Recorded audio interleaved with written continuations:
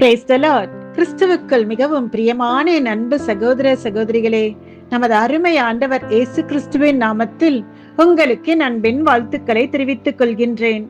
இந்த ஆடியோ செய்தியின் மூலம் உங்களோடு பேசுவதில் என் இதயம் அளவற்ற மகிழ்ச்சியாலும் ஆனந்தத்தாலும் நிறைகின்றது.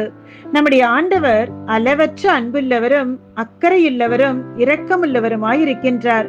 உங்களை ஆசீர்வதிக்கவும் உயர்த்தவும், உங்கள் வாழ்க்கையை கட்டி எழுப்பவும், உங்களை கனம் பண்ணவும், நீங்கள் தனிமையில் அனுபவித்த துக்கம், போராட்டம், வேதனை ஆகிய நாட்களுக்கு ஈடாக மகிழ்ச்சியும் சமாதானமும் நிறைந்த நாட்களை கொடுக்கவும் அவர் அவளோடு காத்திருக்கின்றார். சில மாதங்களுக்கு முன்புதான் இந்த ஆண்டை நாம் தொடங்கினதை போல இருக்கின்றது. இன்று அவருடைய கிருபையினால் மாத்திரமே அவர் நம்மை பாதுகாத்து மற்றொரு ஆசீர்வதிக்கப்பட்ட புதிய மாதத்திற்குள் நம்மை நடத்தி வந்திருக்கின்றார். ஒவ்வொரு பள்ளத்தாக்கிலும், ஒவ்வொரு புயலிலும், ஒவ்வொரு ஏமாற்றத்திலும், பதில் கிடைக்காத ஒவ்வொரு ஜெபத்திலும் நம்மை தனியாக தவிக்க விடாமல் ஆண்டவர் நம்மோடு இருந்தார். என்னால் தாக்கு பிடிக்கவே முடியாது என்று நீங்கள் நினைத்த நாட்கள் இருந்தன. கண்ணீரே உங்கள் மௌன மொழியாக மாறிய இரவுகளும் இருந்தன. உங்கள் இதயம் எல்லாவற்றையும் கேள்விக்குள்ளாக்கிய தருணங்கள் இருந்தன. ஆனால் அவை எல்லாவற்றிலும் நம்முடைய ஆண்டவர் உண்மையுள்ளவராக இருந்து உங்களோடு நின்றார் என்பதை நிச்சயம் உங்களால் மறுக்கவே முடியாது. என கண்பான தெய்வ பிள்ளைகளே, இந்த ஆண்டின் 7வது மாதமான ஜூலை மாதத்திற்குள் நாம் வந்திருக்கின்றோம். இந்த அழகான புதிய மாதத்தை நமக்கு தந்த தேவனுக்கு முதலில் நன்றி செலுத்துவோம். அவர் நமக்காக வைத்திருக்கும் ஆசீர்வாதங்களை அறிந்து கொள்வதற்கு முன்பாக அவருடைய நன்மைக்காக நன்றியோடு இருப்போம். அவர் பதிலளித்த ஜெபங்களுக்காக அவருக்கு நன்றி சொல்லுங்கள். நீங்கள் அறியாத அபாயங்களிலிருந்து உங்களை காத்ததற்காக அவருக்கு நன்றி சொல்லுங்கள். நீங்கள் பலவீனமாக இருந்தபோது அவர் தந்த பலனுக்காக அவருக்கு நன்றி சொல்லுங்கள். உங்கள் இதயம் கலங்கி இருந்தபோது தந்த சமாதானத்திற்காக நன்றி சொல்லுங்கள். அவர் திறந்த கதவுகளுக்காக அவருக்கு நன்றி சொல்லுங்கள். அடைக்கப்பட்ட கதவுகளுக்காகவும் அவருக்கு நன்றி சொல்லுங்கள். உங்களுக்காக அவர் செய்த ஒவ்வொரு கண்ணுக்கு தெரியாத அற்புதத்திற்காகவும் அவருக்கு நன்றி சொல்லுங்கள். கடந்த மாதங்கள் முழுவதும் உங்களையும் என்னையும் சுமந்து சென்ற அதே அன்பின் தேவன் இந்த ஆண்டின் எஞ்சிய மாதங்களிலும் உங்களை வழிநடத்தவும், காக்கவும், ஆசீர்வதிக்கவும் அவர் உண்மையுள்ளவராக இருக்கின்றார். ஜூலை ஆண்டின் 7வது மாதம்.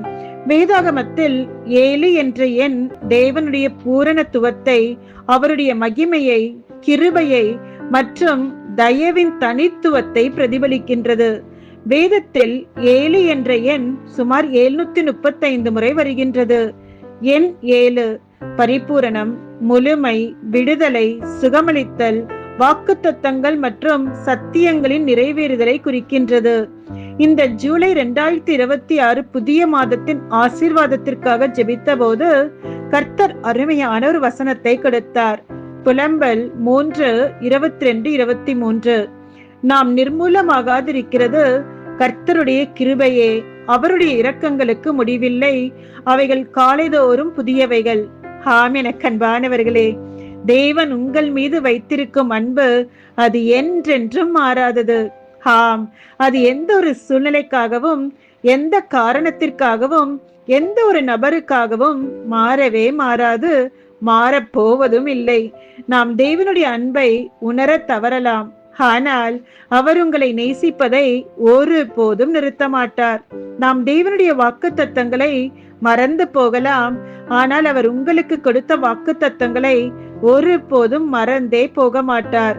ஆகையால் எதை குறித்தும் பயப்படாதீர்கள், எதிர்பார்ப்போடு காத்திருங்கள்.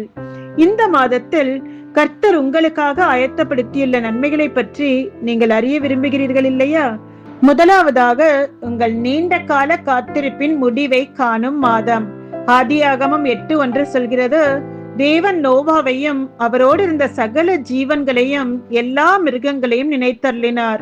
நோவாவின் நாட்களில் இந்த உலகம் பயம், கவலை, அநியாயம், பாவம் ஆகியவற்றால் நிறைந்திருந்தது.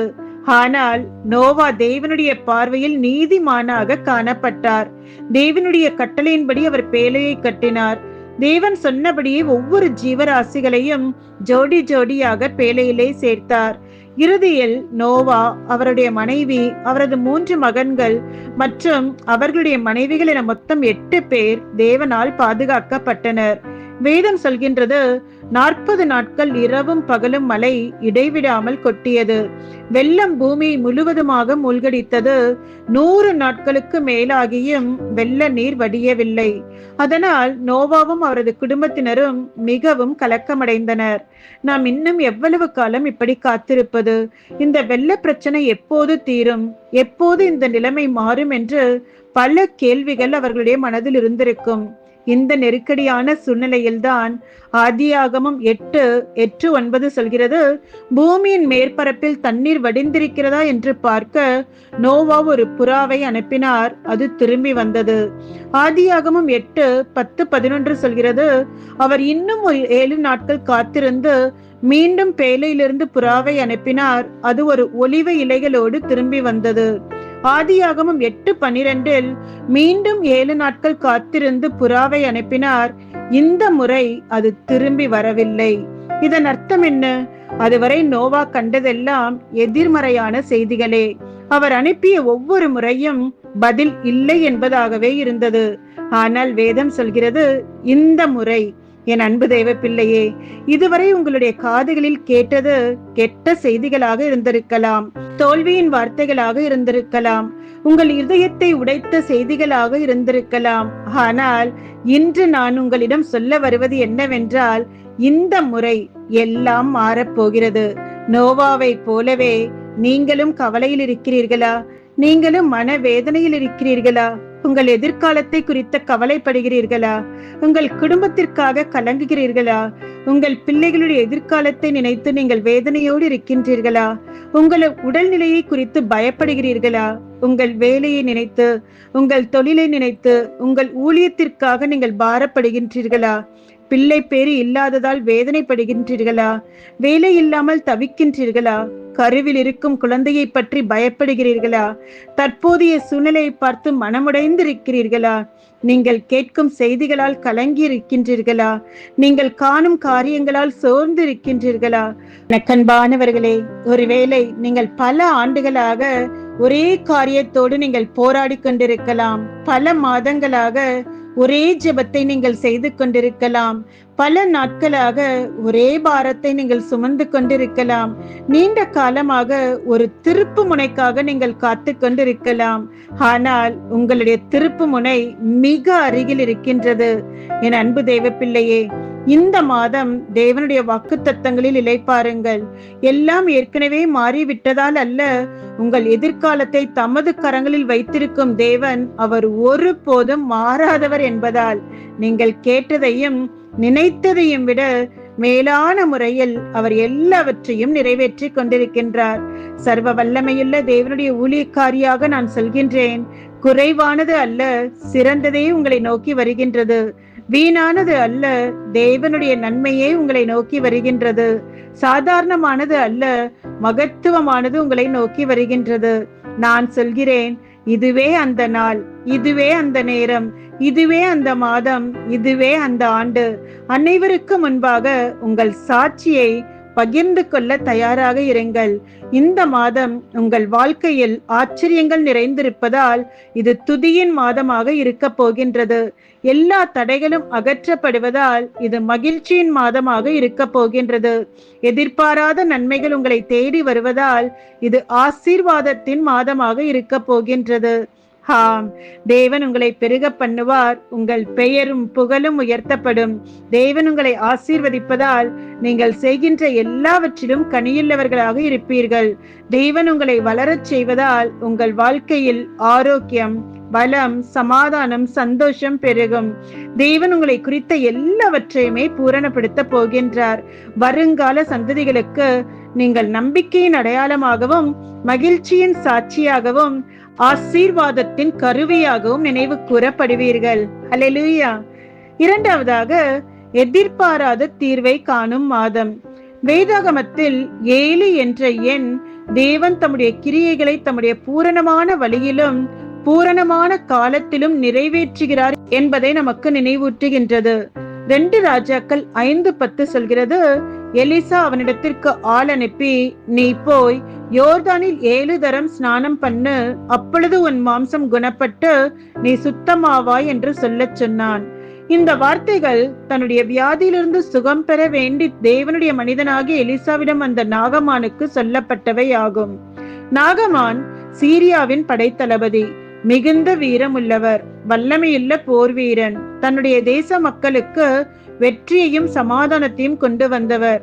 ஆனால் அவருடைய வாழ்க்கையில் ஒரு மிகப்பெரிய குறை இருந்தது.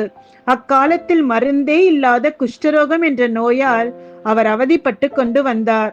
சீரிய இராணுவ தளபதியான நாகமான் தீர்க்கதரிசியான எலிசாவினிடத்திற்கு வந்தபோது தேவன் மிகப்பெரிய அற்புதமான முறையில் தன்னை சுகமாக்குவார் என்று நாகமான் எதிர்பார்த்தார்.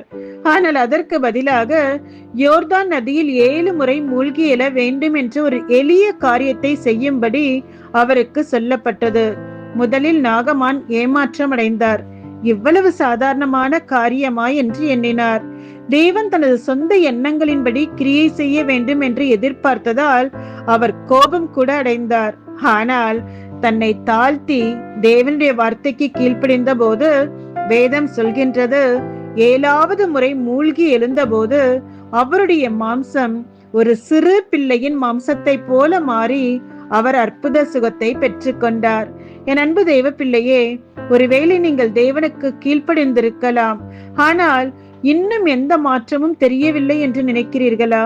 நீங்கள் ஜெபித்திருக்கலாம், உபவாசித்திருக்கலாம், இருந்தும் உங்கள் பதில் எப்போது வரும் என்று காத்திருக்கிறீர்களா?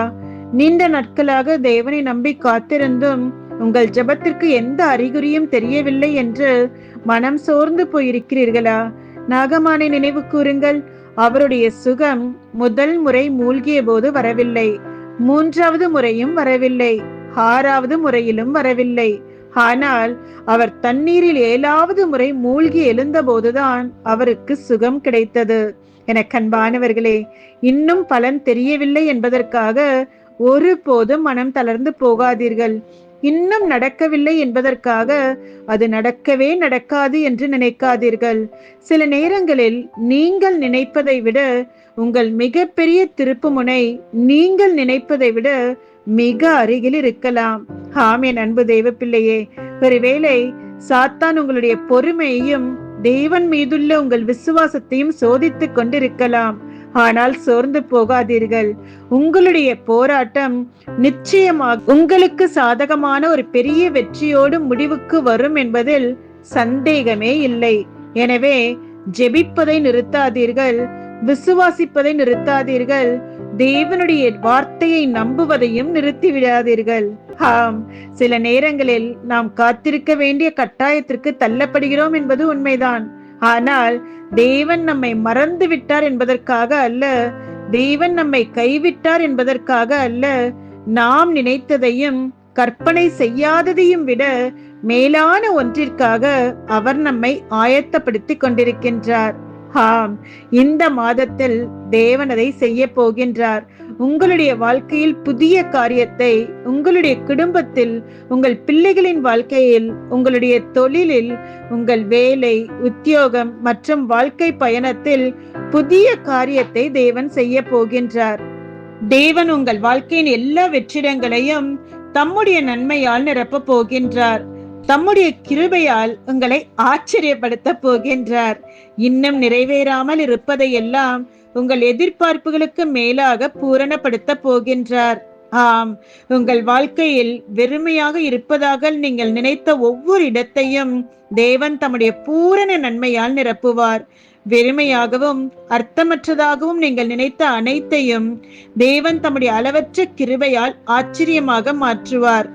எது முடிந்து விட்டது, என்னால் இனி முடியாது, நான் ஒரு தோல்வியாளன், இனி எதுவும் மாறப்போவதில்லை என்று நீங்கள் சொன்னீர்களோ அதை தேவன் பூரணமாக்குகின்றார், முடித்து வைக்கின்றார். யாவரும் பார்த்து ஆச்சரியப்படும் வகையில் உங்கள் வாழ்க்கையை சாட்சியுள்ளதாக மாற்றப் போகின்றார். ஆமென். ஹல்லேலூயா. 3வதாக, எதிர்பாராத ஆசீர்வாதத்தை காணும் மாதம். ஆதியாகமம் 2:1-3 வசனங்கள். இவ்விதமாய் வானமும் பூமியும் அவைகளின் சர்வ சேனைகளும் உண்டாக்கப்பட்டு முடிந்தது. தேவன் தாம் செய்த தம்முடைய கிரியையை 7ஆம் நாளிலே நிறைவேற்றி தாம் செய்த சகல கிரியைகளையும் விட்டு 7ஆம் நாளிலே ஓய்ந்திருந்தார். தேவன் 7ஆம் நாளை ஆசீர்வதித்து அதை பரிசுத்தமாக்கினார். எனக்கு அன்பானவர்களே, வேதத்தில் 7 என்ற எண்ணிலிருந்து நாம் கற்றுக்கொள்ளும் மிகப்பெரிய சத்தியங்களில் ஒன்று என்னவென்றால், தேவன் தாம் ஆரம்பித்ததை முழுமையாக நிறைவேற்றுகின்ற தேவன். தேவன் வானத்தையும் பூமியையும் படைத்த போது தம்முடைய கிரியையை பாதியிலேயே விட்டுவிடவில்லை. அவர் திட்டமிட்ட ஒவ்வொரு காரியமும் தம்முடைய பூரண ஞானத்தின்படியும் சரியான காலத்தின்படியும் நிறைவேறியது. அதனால்தான் 7ஆம் நாள் தேவன் தம்முடைய கிரியையை பூரணமாக முடித்ததற்கான சாட்சியாக அமைந்தது. என் அன்பு தேவ பிள்ளையே, இன்று உங்கள் வாழ்க்கையிலும் இன்னும் நிறைவேறாத பல காரியங்கள் இருப்பதாக நீங்கள் உணரலாம். பல ஆண்டுகளாக நீங்கள் சுமந்து வரும் ஒரு கனவு, இன்னும் பதில் கிடைக்காத ஒரு ஜெபம், இன்னும் நிறைவேறாத வாக்கு தத்தங்கள், இன்னும் நிறைவேறாத ஒரு ஊழிய தரிசனம், நீங்கள் நினைத்ததை விட நீண்டு கொண்டே செல்லும் காத்திருப்பின் காலம். ஆனால் நினைவில் கொள்ளுங்கள், தேவனுடைய தாமதம் என்பது அவருடைய இயலாமை அல்ல. தேவனுடைய தாமதம் என்பது அது அவர் உங்களுக்காக இன்னும் சிறந்த ஒன்றை ஆயத்தப்படுத்தி கொண்டிருக்கின்றார் என்பதற்கான அடையாளம். ஒருவேளை இன்று நீங்கள், தேவனே இன்னும் எவ்வளவு நாள் என்று கண்ணீரோடு கேட்கலாம். என் ஜெபத்தை நீர் கேட்டீரா என்று உங்கள் இதயம் ஏங்கலாம். எல்லோருடைய வாழ்க்கையும் முன்னேறுகிறது, என்னுடைய வாழ்க்கை மட்டும் ஏன் இப்படியே இருக்கிறது என்று நீங்கள் எண்ணலாம். ஆனால் தேவ பிள்ளையே, நீங்கள் அமைதியாக காத்திருந்த ஒவ்வொரு கண்ணீரையும் தேவன் கண்டிருக்கின்றார். நீங்கள் யாரிடமும் சொல்லாமல் சுமந்த ஒவ்வொரு பாரத்தையும் அவர் அறிந்திருக்கின்றார். உங்கள் இதயத்தின் ஆழத்தில் மறைத்து வைத்திருக்கும் ஒவ்வொரு வேதனையும் அவர் உணர்கின்றார். ஒரு நொடியும் அவர் உங்களை மறந்ததே இல்லை. ஒரு கணமும் அவர் உங்களை கைவிட்டதில்லை. அவர் சரியான நேரத்தில், சரியான வழியில், சரியான ஆசீர்வாதத்தை உங்களுடைய வாழ்க்கையில் கொண்டு வருவார். இன்று நீங்கள் காத்திருப்பது நாளைய சாட்சியாக மாறும். இன்று நீங்கள் சிந்தும் கண்ணீர் நாளைய சந்தோஷ கண்ணீராக மாறும். இன்று நீங்கள் அனுபவிக்கும் வேதனை நாளை தேவனுடைய மகிமையை வெளிப்படுத்தும் சாட்சியாக மாறும். ஆகையால் மனம் தளர்ந்து போகாதீர்கள், உங்கள் விசுவாசத்தை விட்டுவிடாதீர்கள். பிரசங்கி 3:11 சொல்கிறது, தேவன் எல்லாவற்றையும் அதினதின் காலத்தில் நேர்த்தியாக செய்கிறார். நம்முடைய பிரச்சனை என்னவென்றால், தேவனுடைய காலத்தை நம்முடைய காலத்தோடு ஒப்பிட்டு பார்க்கின்றோம்.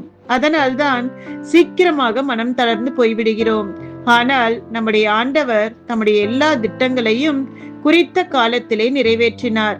வேதத்தில் பார்ப்பீர்களானால், ஆபிரகாம் வாக்குத்தத்தத்தின் மகனுக்காக காத்திருந்தார். யோசேப்பு தன்னை குறித்த தரிசனங்கள் நிறைவேற காத்திருந்தார். தாவீது ராஜாவாக அபிஷேகம் செய்யப்பட்ட பின்னரும் சிங்காசனத்தில் அமர காத்திருந்தார். அன்னாள் சாமுவேலை தன்னுடைய கரங்களில் ஏந்தும் நாளுக்காக காத்திருந்தாள். ஒவ்வொருவருடைய வாழ்க்கையிலும் தேவனுடைய வாக்குறுதி அவருடைய பரிபூர்ண நேரத்தில் நிறைவேறியது. அன்று உண்மையுள்ளவராக இருந்த அதே தேவன் இன்றும் உண்மையுள்ளவராகவே இருக்கின்றார். யோசுவா 6:1-3 நாம் வாசிக்கின்றோம், எரிகோவின் வாசல்கள் இஸ்ரவேல் மக்களுக்காக இறுக அடைக்கப்பட்டிருந்தன. யாரும் உள்ளே செல்லவும் முடியாது, வெளியே வரவும் முடியாது. ஆனால் கர்த்தர் யோசுவாவிடம், இதோ எரிகோவையும் அதன் ராஜாவையும் பராக்கிரமசாலிகளையும் உன் கையில் ஒப்பு கொடுத்தேன் என்றார். பின்பு 6 நாட்கள் நகரத்தை சுற்றி வரும்படி கட்டளையிட்டார். தேவன் சொன்னபடியே 7வது நாளில் எரிகோவின் மதில்கள் இடிந்து விழுந்தன. ஆம், 7வது நாளில் இஸ்ரவேலரின் நீண்ட நாள் தடையாக இருந்த பெரும் பிரச்சனை முடிவுக்கு வந்தது. எனக்கு அன்பானவர்களே, உங்கள் எதிர்காலத்திற்காக கண்ணீரோடு காத்திருந்த நாட்கள் முடிவுக்கு வந்துவிட்டன. உங்களை தடுத்தவர்களின் காலமும், உங்களை உடைத்தவர்களின் காலமும், உங்களை வேதனைப்படுத்தியவர்களின் காலமும் முடிவுக்கு வந்துவிட்டது.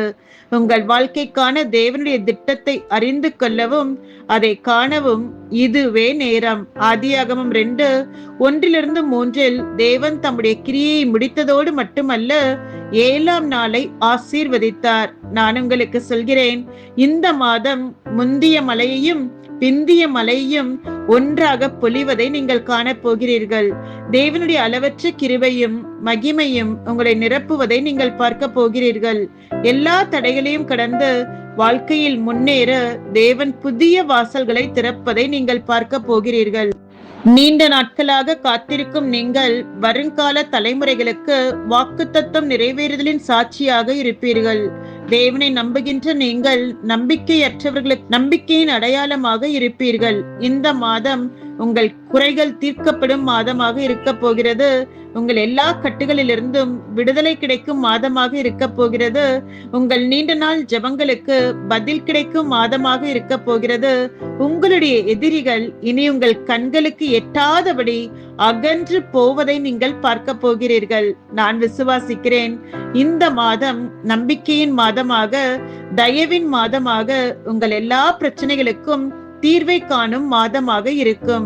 ஆகையால் தேவனுடைய மகிமையை காண தயாராகுங்கள். அவருடைய பிரசன்னத்தை அனுபவிக்க தயாராகுங்கள்.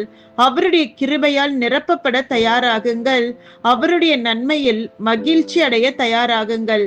இன்று முதல் உங்கள் வாழ்க்கையில் ஒரு புதிய அத்தியாயம் தொடங்குகிறது என்று விசுவாசியுங்கள். அது பலரை ஆச்சரியப்படுத்தும். உங்கள் எதிரிகளை அமைதியாக்கும். உங்களை உயர்த்தி பலருக்கு ஒரு சாட்சியாக மாற்றும். அல்லேலூயா. கர்த்தருடைய வார்த்தையை விசுவாசிப்போம். நிச்சயமாகவே தேவன் உங்கள் வாழ்க்கையில் பெரிய காரியங்களை செய்ய போகின்றார். கர்த்தர் உங்களை ஆசீர்வதிப்பாராக. God bless you. எனக்கு அன்பானவர்களே, நம் தேவன் மாறாதவர், நம்முடைய வார்த்தையிலே மாறாதவர், தன் அன்பிலே மாறாதவர், அவர் நமக்கென்று வைத்திருக்கிற திட்டத்திலும் மாறாதவர். ஆதலால் அவர் மாறாதவராய் இருக்கிறபடினால் அவர் நம்மேல் வைத்த கிருபை இரக்கமும் மாறாதவைகளாய் இருக்கிறது. அதல்தான் வாக்குத்தத்தமாக ஆண்டவர் சொல்லுகிறார், அவருடைய இரக்கங்களுக்கு முடிவே இல்லை. ஆம் அன்பானவர்களே, இன்னைக்கு சூழ்நிலையை பார்த்து, பிரச்சனையை பார்த்து சோர்ந்து போய் விட்டீர்களா?